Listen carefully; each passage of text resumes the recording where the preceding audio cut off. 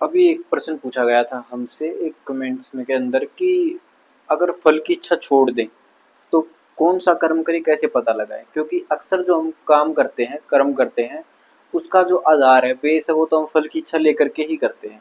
अब इसको छोड़ करके हम कैसे कर्म करें और क्या कर्म करें? तो ऐसा कुछ प्रश्न पूछा गया था। तो उसके लिए मैं कहना चाहूँगा कि आप जो बोल रहे हो कि फल की इच्छा ही हमारा बेस है, उसको छोड़ देंगे तो कर्म कैसे करें? तो देखिए, अगर आप फल की इच्छा छोड़ दोगे तो ऐसा नहीं है कि आप कर्म नहीं करोगे या फल की इच्छा करोगे तो अलग चीज होगी। चीज अलग नहीं होती। अब फल की इच्छा में नुकसान ये रहता है कि अक्सर जो हम इच्छा करते हैं कि इसका रिजल्ट ये आए, इसका फल मुझे ये मिले, अक्सर बहुत सारे केसों में ऐसा होता नहीं, उसके आसपास भी नहीं रहता कि जो इच्छा करी थी उस वैसा ही हमको फल मिला। तो उस सिचुएशन में क्या रहता है कि अगर जो मैंने चाहा था वो मुझे नहीं मिला तो इससे मेरे अंदर क्या होगा, क्रोध पैदा होगा। पहली बात तो मैं मुझे क्या था, मोह हुआ कि मुझे ये फल मिलेगा, आसक्ति लगी रही। अब मैंने जो पूरा फोकस करना चाहिए था काम के ऊपर, वो काम पे नहीं रहा। अब फल मिलेगा मुझे भविष्य में, और मेरी सारी की सारी दृष्टि आसक्ति कहाँ पे है, भविष्य में जो फल मिलेगा उसके ऊपर। अब मैं वर्तमान में जी कहाँ रहा हूँ? अब वर्तमान में जी नहीं रहा, मैं जी रहा हूँ भविष्य में। काम में लगा हूँ मैं वर्तमान में, आधा वर्तमान में हूँ, आधा भविष्य में हूँ, या कभी कभी मैं पूरा भविष्य में चला जाता हूँ। तो ऐसे पूरा मैं एक जगह तो नहीं रह पाया ना, वर्तमान में जी नहीं पाया। तो सबसे बड़ा ड्रॉबैक ये है, सबसे बड़ी दिक्कत ये है कि वर्तमान में तो मैं जी ही नहीं पाया। अब कैसे खुश रह लोगे अगर वर्तमान में जी नहीं रहे तो?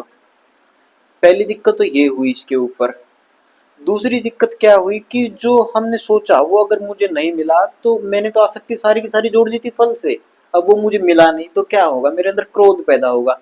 अब उसके फलस्वरूप मैं क्रोध के कारण जिस इंसान से मुझे लड़ाई नहीं करनी उसके साथ भी मैं मुठभेड़ करता फिरूंगा, लड़ाई करता फिरूंगा, गुस्से में फिरूंगा। मन तो लगने वाला है नहीं, क्योंकि मन तो मैंने सारा दे दिया फल को, और फल है भविष्य में। मन सारा पड़ा भविष्य में, खाली शरीर वर्तमान में है। जी कहाँ रहे हैं, कैसे जी पाओगे?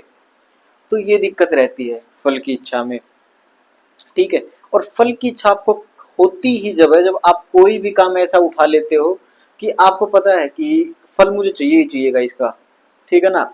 अब अगर वो फल नहीं मिलता जो आपने सोचा था, तो अक्सर लोग क्या करते हैं, उन्होंने सारी की सारी आसक्ति जोड़ दी, पूरा पूरा जीवन ही मान लिया कि ये फल मुझे चाहिए, पूरा उधर लगा देंगे ये फल चाहिए। तो वो क्या करेंगे, कोई भी गलत काम करना भी शुरू कर देंगे अगर फल वो मिला नहीं।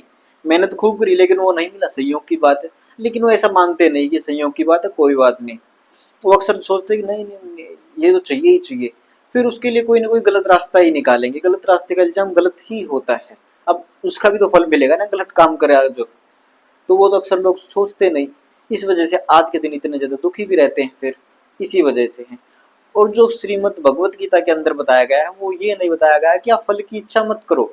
उन्होंने ये बताया है कि आप काम ही ऐसा करो कि जिसके बाद फल की इच्छा रहे ही ना, फल की आपको जरूरत पड़े ही ना सोचने की कि क्या फल क्या होगा आपने, क्योंकि काम ही ऐसा उठा लिया कि उसके बाद फल का कोई चिंता है ही नहीं, दिमाग में है ही नहीं, मन में है ही नहीं, विचार है ही नहीं फिर फल का तो। और जो आपने पूछा है कि कैसे कर्म करूं, तो काम ऐसे कीजिए कि जिससे आपका जो अंतिम लक्ष्य है, फल है, वो परमात्मा हो। जिस काम के परिणाम में आपको परमात्मा की प्राप्ति होती हो, इधर परमात्मा का मतलब है शांति की, मुक्ति की। तो वो काम आपको करना है।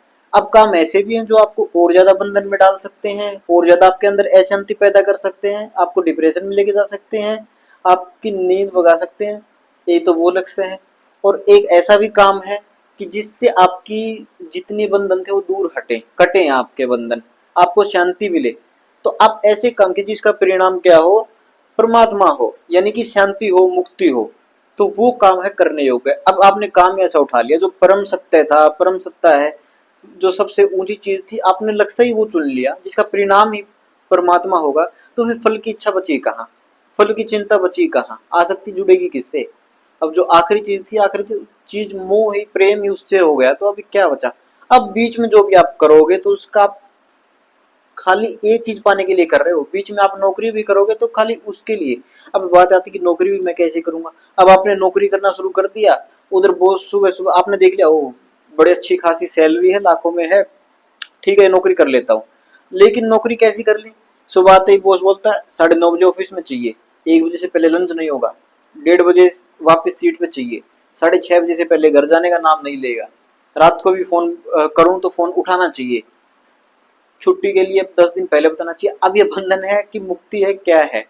अब देख लिया आपने, फल तो देख लिया कि मुझे फल मिलेगा, इतनी अच्छी खासी सैलरी, लेकिन जिंदगी कैसे जी? बिल्कुल गली सड़ी सी जिंदगी। अब क्या करोगे ऐसे कर्म का?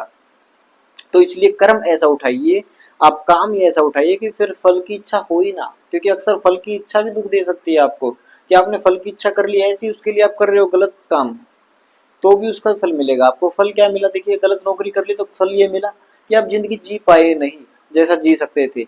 जवानी आपने गुजार दी चिंता में, टेंशन में, अब नींद में भी आप सोच रहे हो फालतू चीजें कि कल फिर से गुस्सा आएगा, गुस्सा दिलाएगा, मेरे ऊपर चिल्लाएगा, ऐसा होगा वैसा होगा। इसलिए जिसका आखिरी परिणाम सत्य हो, परमात्मा हो, वो काम चुनिए, जो आपकी जंजीरों को, बेड़ियों को, बंधनों को तोड़ दे, वो काम है आपके करने योग्य। अब आपको ये निर्धारण करना है, क्योंकि हर वक्त हर कदम कदम पे हमको ये उपाय करने पड़ते हैं कि हमको चुनाव चाहिए कि ये दो रास्ते हैं, मैं किसकी साइड जाऊं, एक मुक्ति की तरफ, एक बंधन की तरफ है। ये हमें भली बात ही पता होता है कि कौन सा है। अगर नहीं पता है तो आप धर्म ग्रंथ उनके पास जाइए, ऋषियों से, संतों से भिड़ जाइए, राम से, कृष्ण से बात करिए कि कौन सा काम करने योग्य है। राम का, जैसे हनुमान जी को था ना, राम काज करीबे को आतो, राम काज करिए।